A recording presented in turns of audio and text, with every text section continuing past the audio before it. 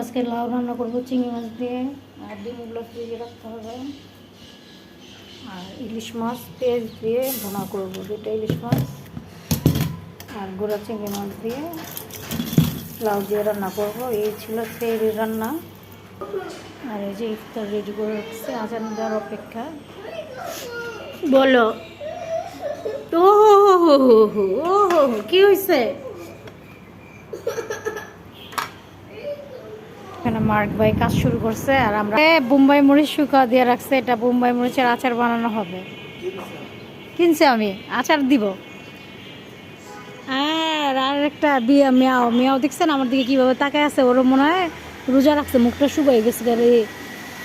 দেখছেন বিলাইটাও মুখটা শুকাই গেছে, রোজা রাখছে। আর এই যে আমাদের বাগানের গাছগুলা একটু শুকাই গেছে, মনে হচ্ছে এরাও রোজা রাখছে আমাদের সাথে। তো আমরা আজানের অপেক্ষায় আছি, আমাদের আরও লোক আছে, এরা আসবে, তারপরে আমরা সবাই বসে এক জায়গায় ইফতার করব। সবাই এক জায়গায় বসে ইফতার করার মজাই আলাদা, তাই ভাবলাম যে আপনাদের সাথে শেয়ার করি। আপনারাও সবাই এক জায়গায় বসে ইফতার করা খুবই মজা লাগে, ভালো লাগে। সারাদিনের কষ্টটা দূর হয়ে যায় সবাই যদি একসাথে বসে খাওয়া। আজকের ভিডিওটা কেমন লাগলো? ভালো লাগলে লাইক শেয়ার কমেন্ট সাবস্ক্রাইব করতে ভুলবেন না। Bye bye.